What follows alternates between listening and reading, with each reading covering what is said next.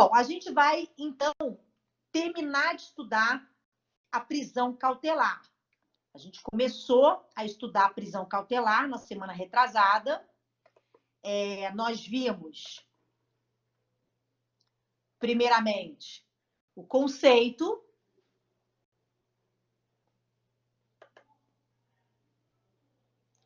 de medida cautelar. Depois, nós falamos das características das medidas cautelares, né?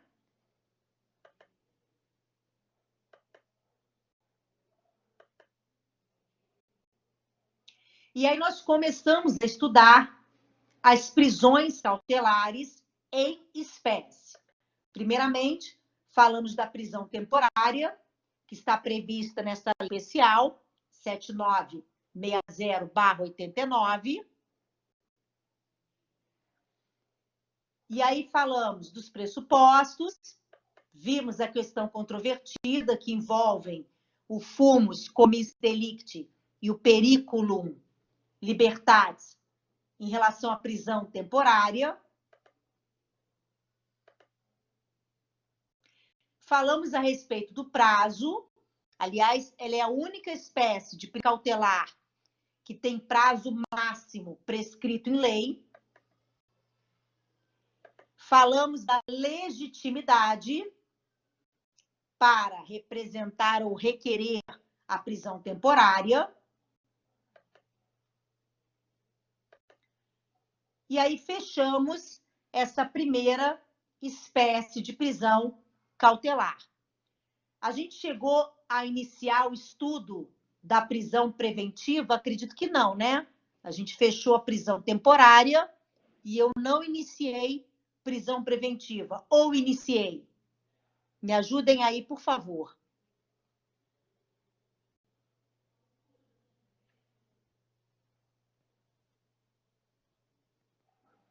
Não, né, Daura? Show, obrigado, Daura, Amanda, Robson. Então, vamos lá. A segunda espécie de prisão cautelar é a prisão preventiva. Cuidado para não confundir prisão provisória com prisão preventiva. Uma é espécie da outra. A prisão temporária, a prisão preventiva, a prisão em flagrante são prisões provisórias. Então, você pode falar prisão cautelar, prisão processual, prisão provisória. Então, provisória não é sinônimo de preventiva. Preventiva é uma espécie do gênero prisão provisória, cautelar ou processual. Então, vamos primeiro ao conceito. É a prisão provisória decretada pelo juiz em qualquer fase do inquérito ou da instrução criminal para garantir a ordem jurídica social. É cabível somente após a instauração do inquérito. Portanto, da instauração do inquérito até o término da instrução criminal, é possível sua decretação. Então, percebam, a prisão preventiva, ela pode ser decretada a qualquer momento, desde o início das investigações, com a instauração do inquérito policial, até o trânsito em julgado, desde que estejam presentes os seus pressupostos: fumus comis delicti e periculum libertatis. A gente até já comentou sobre esses pressupostos quando começamos a estudar a prisão temporária. Então, nós vamos ver na prisão preventiva o que seria o fumus comis delicti e o periculum libertatis. Mas é importante entendermos que essa prisão é uma prisão de cautela. É uma prisão que deve ser somente decretada em última ratio, em último caso. A prisão preventiva, assim como a temporária, dependem de mandado judicial. Então, somente com autorização da autoridade judiciária é que a gente pode ter a decretação dessa prisão cautelar. Só que a prisão temporária, ela tem prazo máximo de duração prescrito em lei, o que não existe na prisão preventiva.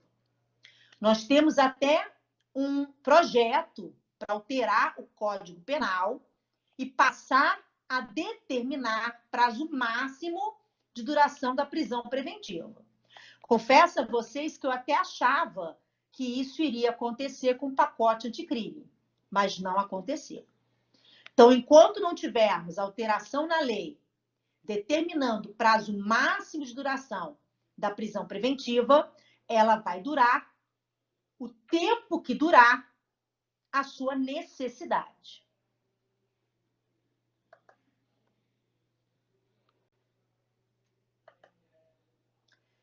Então, os pressupostos estão no artigo 312 do CPP. O 312, ele sofreu alteração com o pacote anticrime. O que mudou no 312? Na verdade, foi acrescido ao caput do 312 essa parte final. E de perigo gerado pelo estado de liberdade do imputado. Então, nesse slide, eu transcrevo o que está no caput do 312. E ele, alterado pelo pacote anticrime, passou a exigir essa parte final, que haja prova da existência do crime, indício de autoria e indício de perigo gerado pelo estado de liberdade do imputado. Eu vou pedir para vocês, quem estiver com o código em mãos, para dividir o artigo 312 em duas partes. A primeira parte vai de a prisão até penal. Então, até a palavra penal, você pode colocar uma barra separando essa primeira parte. A segunda parte vai dali em diante. Essa parte final do 312 caput, que foi incluído pelo pacote, veio, boa noite, Marilene, efetivamente para dizer o que já estava dito. O legislador, ele acabou chovendo no molhado, porque sempre foi necessário verificar o periculum libertatis. Se a gente pudesse traduzir periculum libertatis, a gente iria traduzir para perigo na liberdade. E olha o que o legislador colocou na parte final do 312. Perigo gerado pelo estado de liberdade. Ou seja, nada mais do que o periculum libertatis. Então, essa parte final, ela está contida na primeira parte. Então, se vocês quiserem dividir o 312 em 3 partes, não tem problema.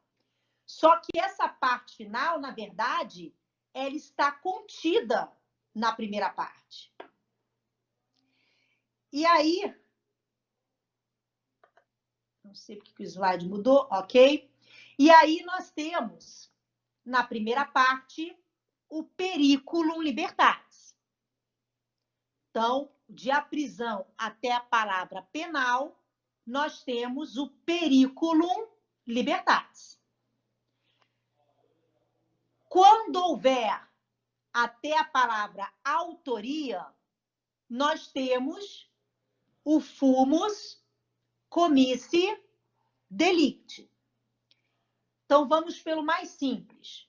O que é o fumus comissi delicti para a decretação da prisão preventiva?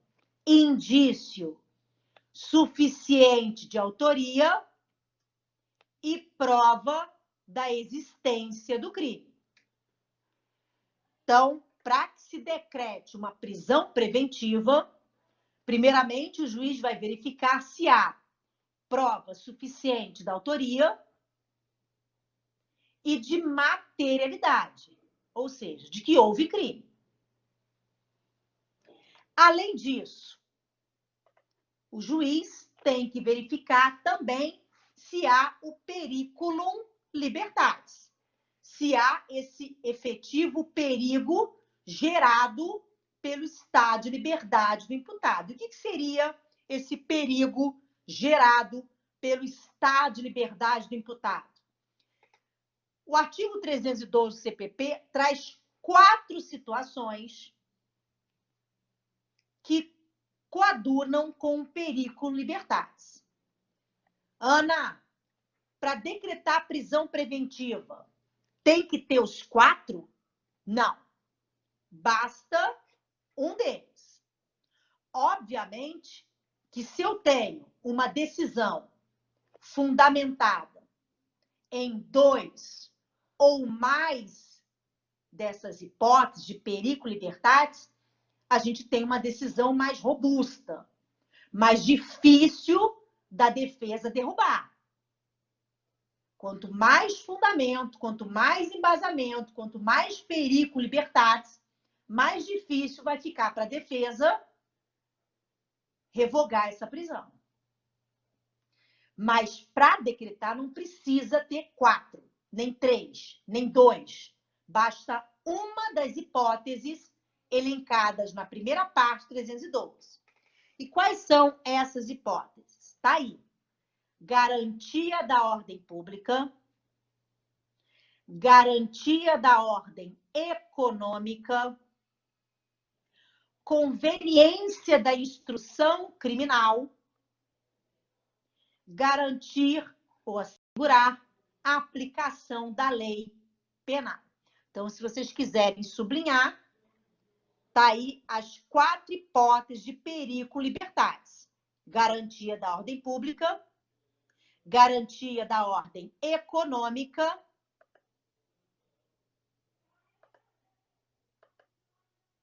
não, volta. Conveniência da instrução criminal ou para assegurar a aplicação da lei penal. E aí vamos entender cada uma delas. Primeiramente, o que seria garantir a ordem pública?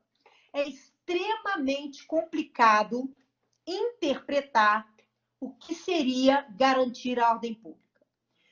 O que é garantir a paz social? Garantir que aquele indivíduo não continue praticando condutas criminosas. Então, há indícios de autoria, está comprovado que houve crime. Show.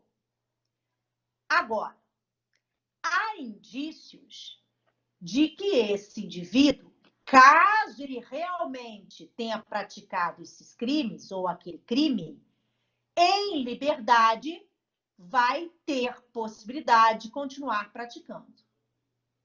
Então, o sujeito tem indício de autoria, está comprovado que ele furtou, ou melhor, roubou um banco, né? Porque no furto é complicado você admitir uma prisão preventiva, porque a pena máxima é de 4 anos, a mínima é de 1 ano, então não haveria proporcionalidade. Então, vamos pensar no roubo de um banco. Até aí, tudo bem. Só que há indício de que, em liberdade, ele vai continuar praticando roubos. Há indícios de que a ordem pública está em risco com a liberdade daquele indivíduo. Então, o que o juiz faz? Decreta a prisão preventiva, coloca esse indivíduo sob a custódia do Estado para garantir a ordem pública. Mas tem que ter muito cuidado. Por quê? Porque garantir a ordem pública não significa dizer que o juiz está antecipando pena.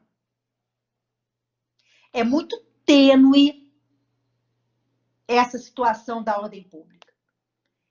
Que indícios são esses de que ele vai continuar praticando o crime? Então, Vossa Excelência está dizendo que ele praticou o crime e que em liberdade ele vai continuar praticando. Isso é antecipação de pena.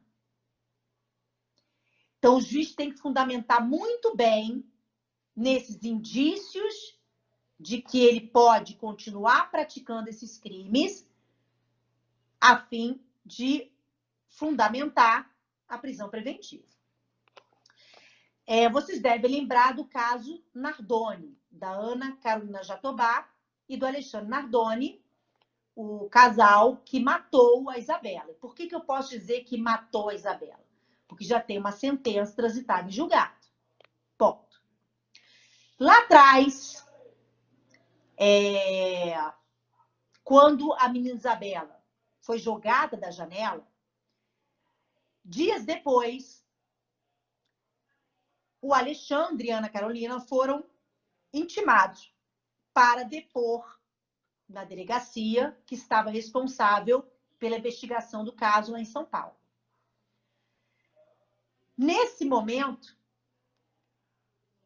durante a oitiva do pai e da Ana, que foram ouvidos, inclusive, separadamente, a Ana Carolina Jatobá narrou que brigava muito com o Alexandre, que eles tinham muitas brigas realmente, mas que ela jamais faria mal para qualquer um dos filhos do casal ou para a enteada em razão dessas brigas. Aí ela contou para o delegado. Inclusive, doutor, há um tempo atrás eu tive uma briga com o Alexandre e eu ameacei jogar o nosso caçula da janela. Eu cheguei a pegar o caçula e colocar na janela da área de serviço. Mas eu não joguei. Eu só falei que ia jogar porque eu estava com raiva dele, mas eu não joguei. Quando o delegado ouviu isso, o que o delegado pensou? Caramba, os outros filhos do casal estão em risco. Se realmente foram eles que jogaram a Isabela, quem garante que eles não podem fazer o mesmo com os outros filhos? E aí o delegado representou pela prisão preventiva dos dois. E um dos fundamentos para decretar a prisão deles na época foi exatamente a garantia da ordem pública, esse indício de que se realmente eles tivessem matado a Isabela, que estaria em risco os outros filhos. Pela história, pela narrativa da Ana Carolina durante o depoimento.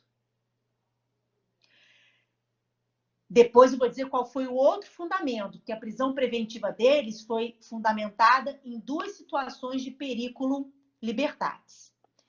Em relação à garantia da ordem pública, tudo bem?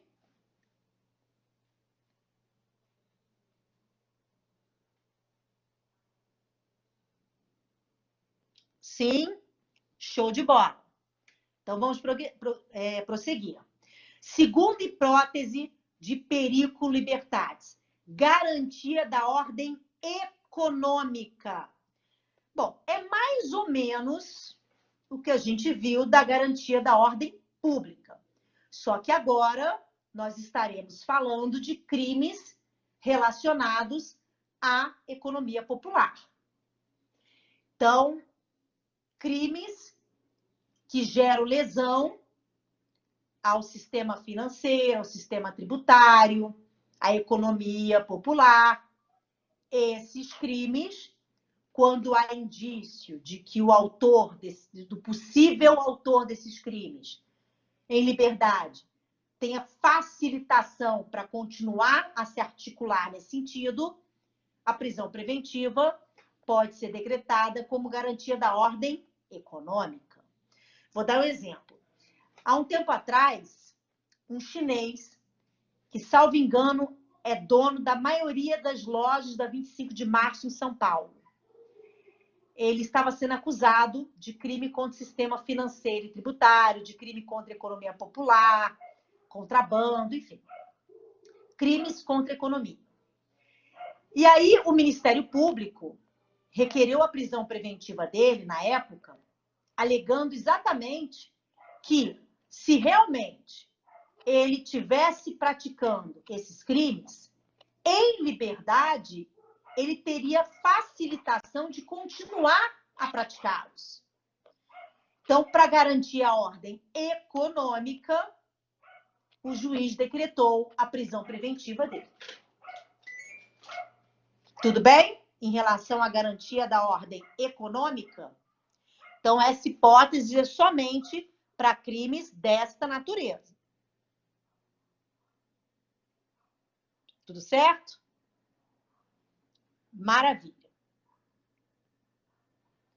Terceira hipótese de periculo libertatis: conveniência da instrução criminal.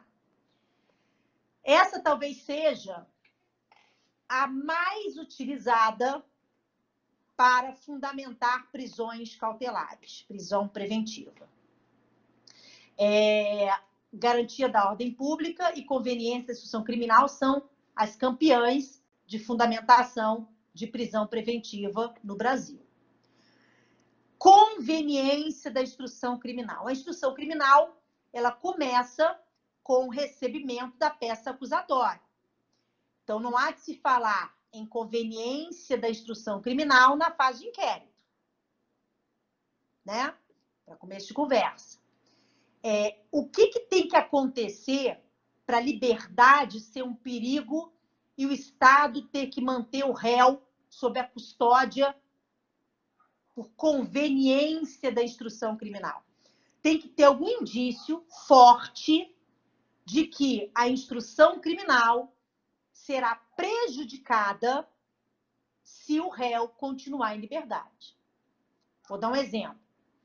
O juízo tem notícia veemente, forte, de que as testemunhas estão com medo de depor, que os peritos estão com medo de fazer a perícia, porque o réu é uma pessoa perigosa, quer dizer, perigosa, é uma pessoa que há indícios de ser perigosa.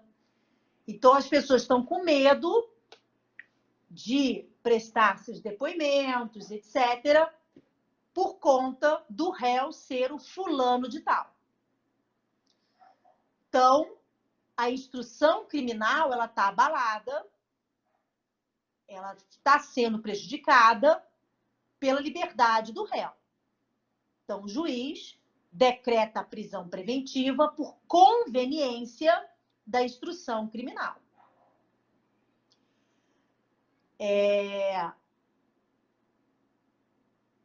Outro exemplo.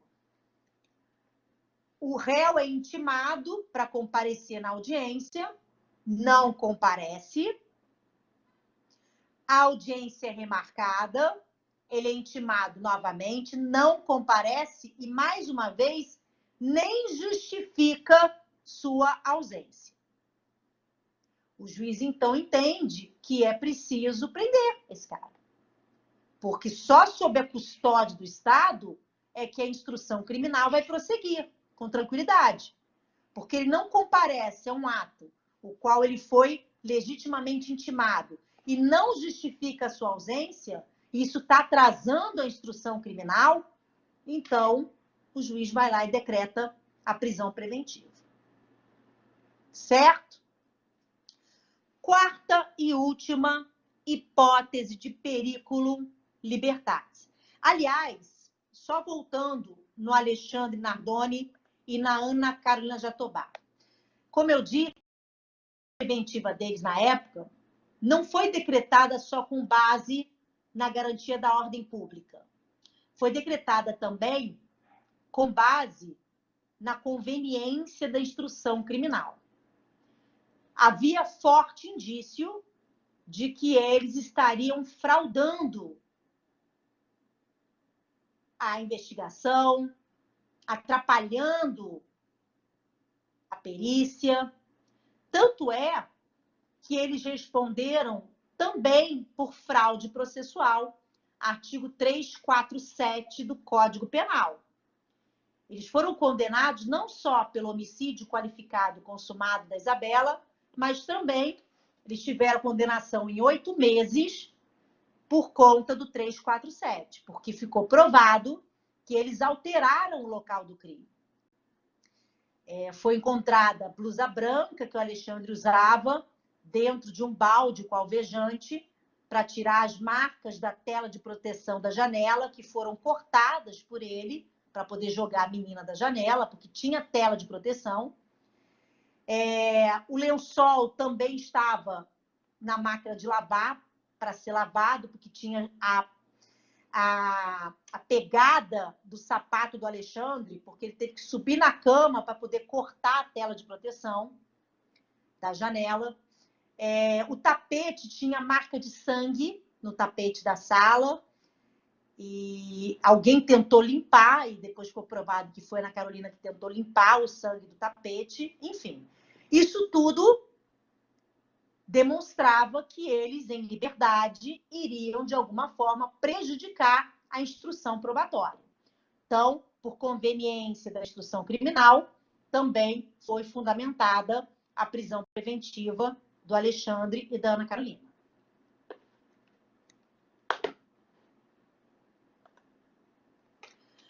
Agora sim, por fim, artigo 312, para assegurar a aplicação da lei penal. Essa hipótese, ela deve ser utilizada pelo juiz para decretar prisão preventiva quando há indícios de que o réu vai fugir, vai evadir, caso seja condenado. Então, chegou ao juízo a informação de que o réu comprou uma passagem só de ida para Nova York. O que o juiz faz? Decreta preventiva, porque isso é um indício de fuga, e decreta com base na garantia de aplicação da lei penal. Caso ele seja condenado, ele vai estar no Brasil para cumprir a pena. Tudo bem? Então, percebam que essa parte final, que foi incluída pelo pacote anticrime, que fala de perigo gerado pelo estado de liberdade imputado, nada mais é do que uma repetição do periculum libertatis. Agora, será que o legislador fez isso por burrice? Né? Será que ele já não sabia que isso estava escrito lá no 312, na primeira parte? Garantia da ordem pública, econômica, conveniência de instrução criminal, garantia de aplicação da lei penal?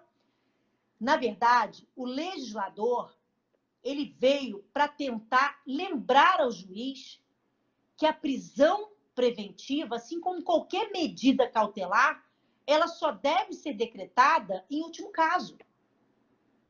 Porque o que a gente vê hoje, e eu até conversei com vocês na última aula, né, na aula retrasada, que o que a gente vê hoje é uma superlotação do sistema carcerário em razão dessas prisões cautelares. 90% dos presos nos estabelecimentos prisionais espalhados pelo Brasil são presos cautelares. São presos preventivos ou temporários. Somente 10% da população carcerária é de preso definitivo. Ana, por que isso? Talvez porque a gente tem um processo muito lento, em razão da morosidade estatal, em exercer o ius puniendi, né, o direito, dever, poder de punir. E em razão dessa demora, processos que duram anos, talvez por isso a gente tenha uma população carcerária tão pequena de presos definitivos. Mas isso não pode justificar antecipação de pena. E o que a gente vê hoje é que muitas prisões preventivas são decretadas como forma de antecipar pena. É como se o juiz pensasse, caramba, já estou convencido que foi ele mesmo. Se eu só puder prender esse cara quando acabar o processo, isso pode levar anos. Então, eu vou decretar a preventiva dele, o MP pediu, eu decreto e pronto. Já está lá, já está cumprindo parte da pena, ele vai ser condenado mesmo. É mais ou menos isso que a gente vê na prática, infelizmente. Uma antecipação de cumprimento da pena. Talvez por isso, talvez não, por isso, o legislador, no pacote anticrime, veio fazendo algumas alterações, uma delas é a do caput 312, para dizer, juiz, eu estou aqui para te lembrar que a prisão cautelar não pode ser uma forma de antecipação de pena, isso é inconstitucional. Então, juiz, só decrete a preventiva se realmente, olha a parte final, houver um perigo com a liberdade. Então, é como se o legislador dissesse, ainda que há garantia da ordem pública para ser preservada, da ordem econômica, conveniência criminal, aplicação da lei penal, ainda assim, pense duas vezes. Realmente, a liberdade dele é um perigo? Será que não existem outras formas de garantir a ordem pública, de garantir a ordem econômica, de garantir a instrução criminal, de assegurar a aplicação da lei penal, sem ter que necessariamente privar o indivíduo da sua liberdade de locomoção? Vou dar um exemplo. Esse caso de que o sujeito comprou uma passagem só de ida para Nova York. Será que não seria suficiente apreender os passaportes, informar a Polícia Federal que ele não pode deixar o país? Sim, acredito que seja suficiente. Não precisa privar esse indivíduo da sua liberdade de ir, vir e permanecer. Então, essa parte final que foi acrescida, 312,